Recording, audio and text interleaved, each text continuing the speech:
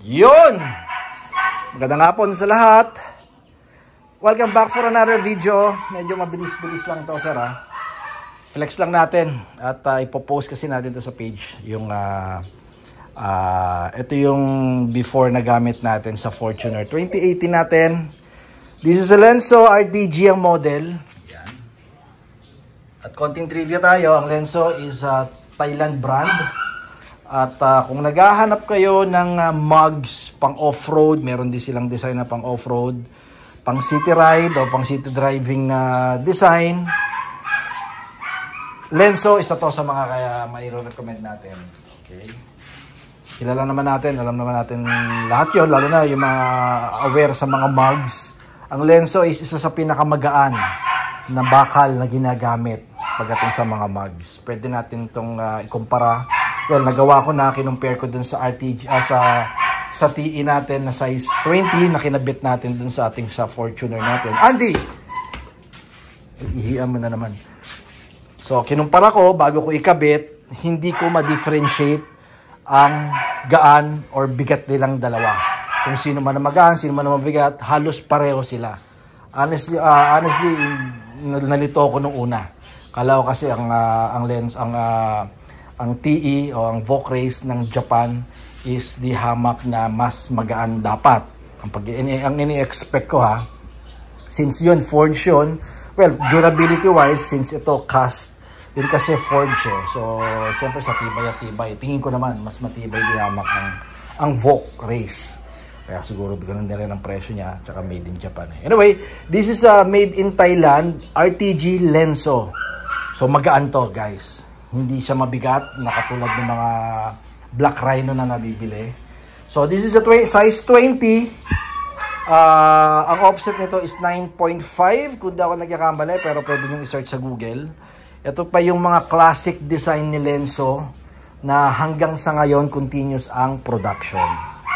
Alright, so hindi nawawala sa uso, hindi nawawala sa design.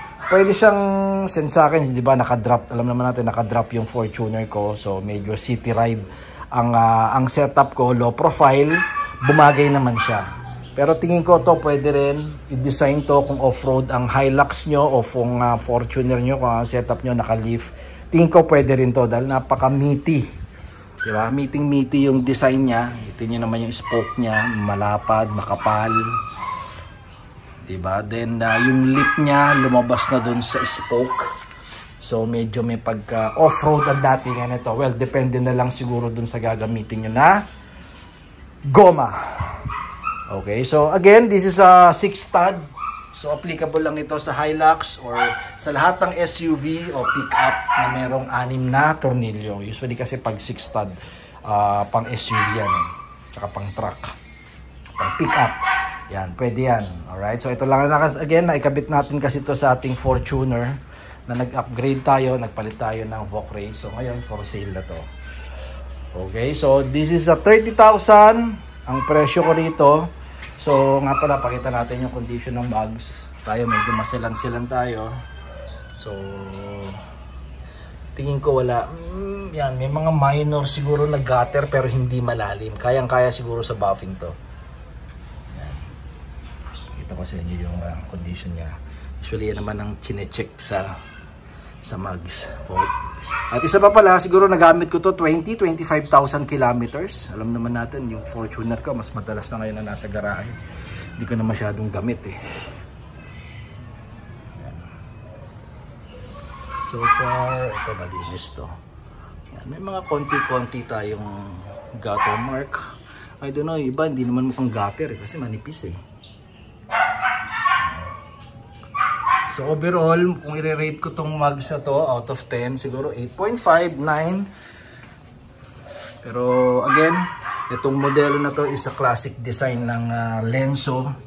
Lumang design na to pero hanggang ngayon continuous ang production. Unlike dun sa mga design na iba ng Lenso na kasabay niya, wala na, hindi na nagpo-produce si Lenso.